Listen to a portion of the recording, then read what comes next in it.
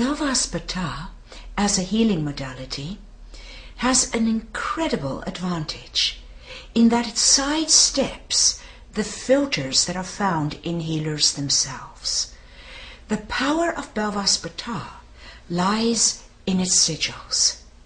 Because of the many, many miracles that have been done in the name of Belvaspata and through this incredibly holy modality given directly from the infinite, that is working through the benevolent cooperation of the angels, we have had tremendous success.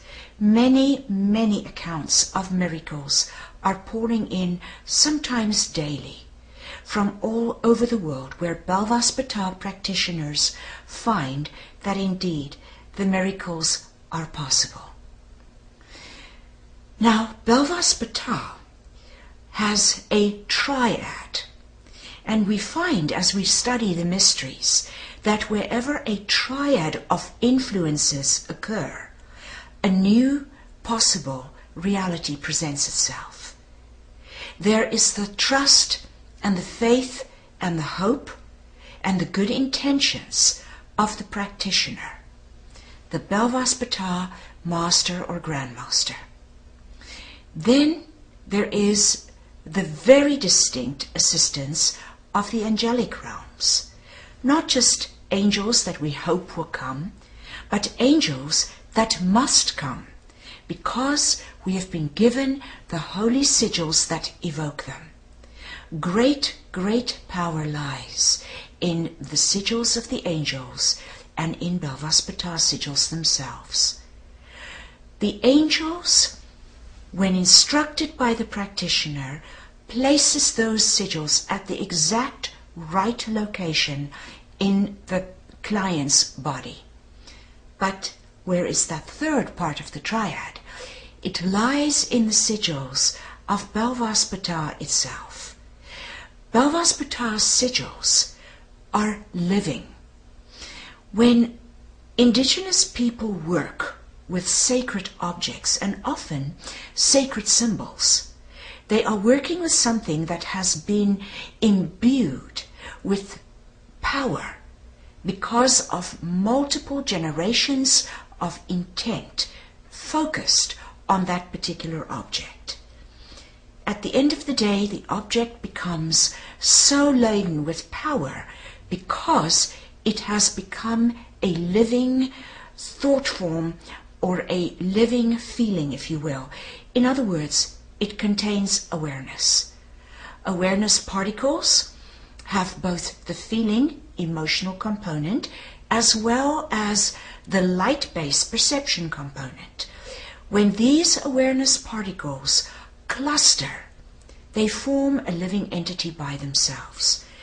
The awareness particles that we find in the holy and sacred sigils that practitioners use with this healing modality of the angels given by the infinite, Belvaspata, we are looking at something that is alive, just like the sacred objects found all over the world, except more so.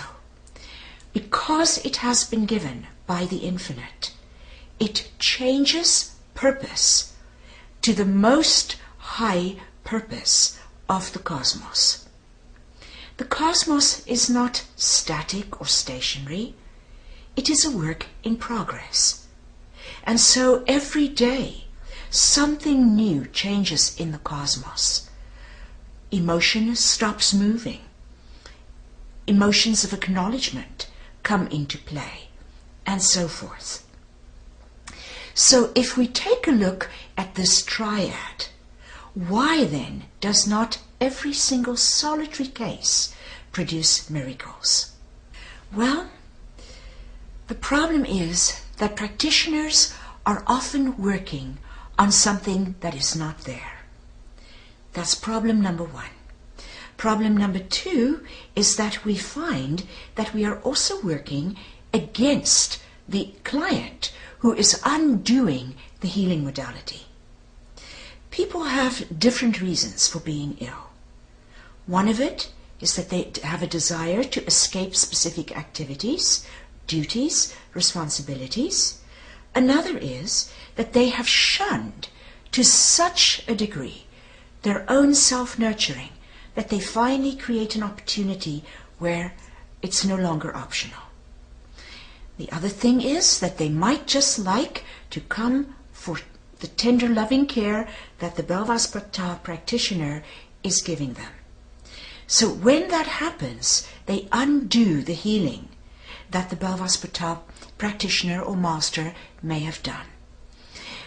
We have maintenance Belvaspata, and it is designed very specifically to create an optimum opportunity for the client to take the blessing of Belvaspata. Belvaspata does not enforce itself. It simply is offered as a blessing. In other words, an alternate, more whole reality is created around the client, and that creates the opportunity for the client to change his or her life, if they accept such a blessing. So let's take a look at what the other reason is. The other reason is when there isn't really an organ. How can there possibly not be an organ? The truth of the matter is, we are dealing with a physical body that isn't static. In all of our mystical teachings we have been saying, the body is but a field. The field is either coherent, meaning that all the parts of the person you're working on are present, but it is most unlikely. To understand this particular dilemma, we have to understand time. And when we understand time, this new healing modality that has come in will help integrate all the body parts of your particular client so that your healing can finally be effective. Let's take an example. The cosmos moves through 300 cosmic positions around a massive cycle.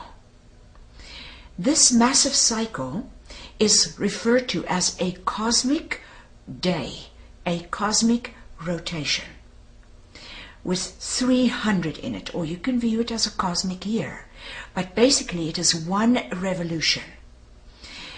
The cosmic rotation has the 300 positions. Many of the ancient monuments, etc., that people think are aligned to solstices, yes, they are. But they are more aligned to positions being changed that map out this journey of the cosmos itself.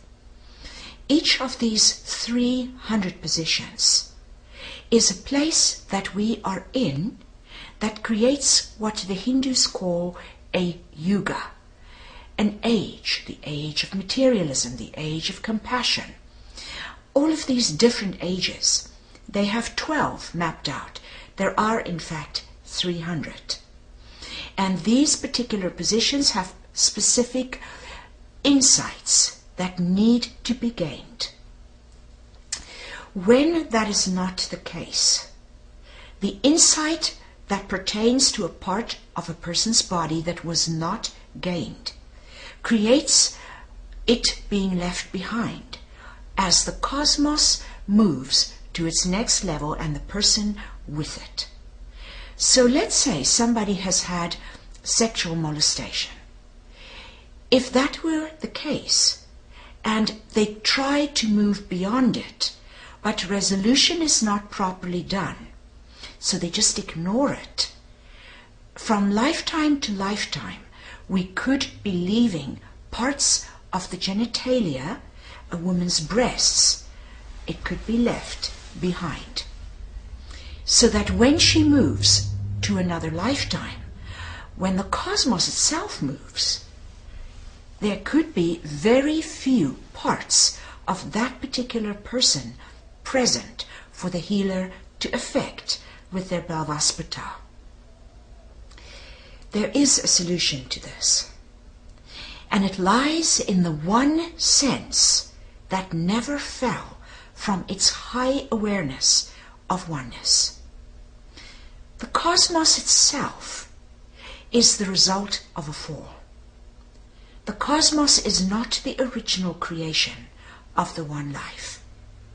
It is the result of a rebellion, if you will, that caused some of the high expressions of infinite life to start to view themselves as separate. When the illusional reality occurred that more than one being can exist, a Big Bang happened.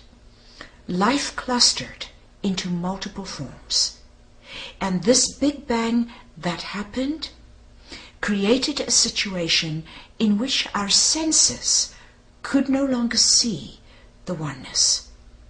It could no longer hear the refined frequencies that we now at this point call the frequencies of silence. There's a whole language of frequencies, but they are felt like a specific vibration throughout your entire body. They are experienced in degrees of rapture. This silent frequency that goes all the way from head to toe, and sometimes in the high chest, is called the silent song of the self. The refined light that shows that there are gods walking among men is no longer visible. And so many of the senses fell, but there is one that didn't. And in this new dynamic healing modality that we are introducing in Belvaspata, we use the alchemy of fragrance. Smell is discovered by scientists to be the one sense that the most can bring back knowingness from the past. Fragrances can bring back the remembrance of oneness. And when we remember that, our body remembers that it really never could have left something behind. But like a hypnotized program, thinking that something can be lost creates organs not to be fully present in their function. Something akin to a hologram takes their place. And so their true functioning gets left behind, if you will. So now, the fragrance alchemy that we use in this particular modality, this specific part of Belvaspata, is to remind of the oneness.